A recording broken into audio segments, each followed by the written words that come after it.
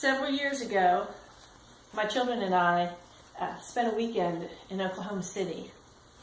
The purpose of that weekend was to see one of my favorite plays, Cats. It was playing at the Oklahoma City Civic Center.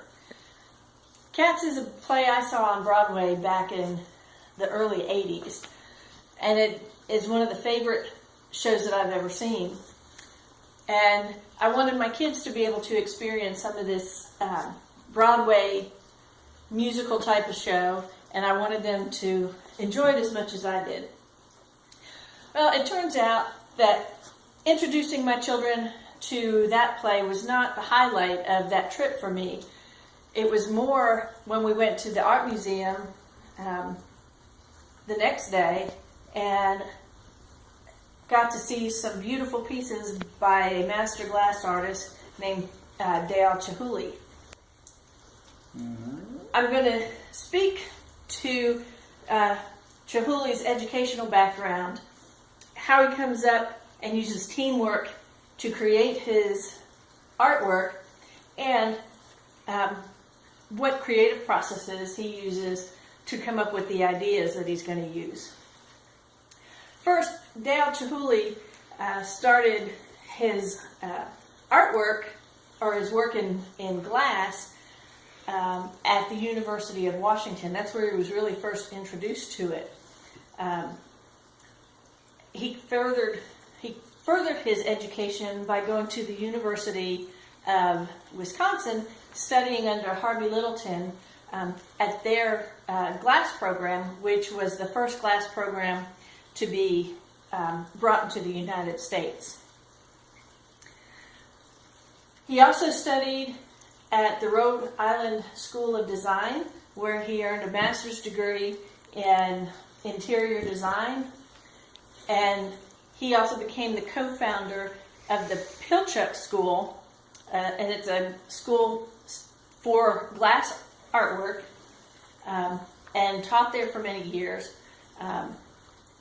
And along with all of his formal educational studies, he traveled over to Italy, to Moreno, Italy, and that's kind of where he got the idea of the teamwork process for creating his artwork. Dale Chihuly started to use that teamwork concept in his work, especially after he had had an accident when he was traveling to England that caused him to lose sight in one of his eyes. So he was not able to see as well with his depth perception, and he'd also been injured and was unable to use the tools for glass blowing. So he really had to incorporate this teamwork since he was no longer able to do the physical work. He hired people to complete and help create what he had in his mind's eye.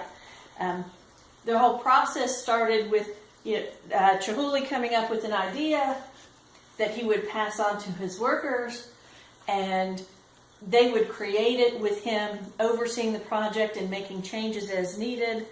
And once he approved it, he would sign off on that piece, or that piece of art that was created. And using all of these processes together, Chihuly has worked all over the country, and that's, this teamwork process really allowed him to create some very beautiful pieces. You can go throughout this country and countries all over the world and see Chihuly artwork. You have in Venice, you've got the chandeliers that he's created. You have the Chihuly Towers in Boston, and even here in Oklahoma City, you have Chihuly in the ceiling. Dale Chihuly has really turned the art of glass blowing into a really fine art. His pieces are nothing like you've ever seen before. his first inspiration came from baskets from Indians that he tried to fashion his glass after. You will also see many of his creations are very environmentally friendly or are evoked from what he sees in the environment, such as his seafoam glass and his Ikebana, which is an influence from the Japanese art of flower design. There are so many more of his exhibits that have so much of these influences. Regardless of whatever exhibit you're seeing, all of his work is really stunning. I've just given you a brief overview of what Chihuly's educational background is, how he creates his work through the concept of teamwork, and where he comes up with his inspirations.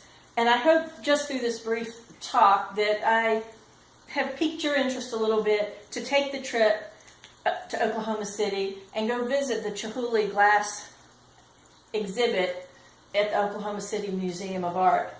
It would be something that you won't forget. Thank you.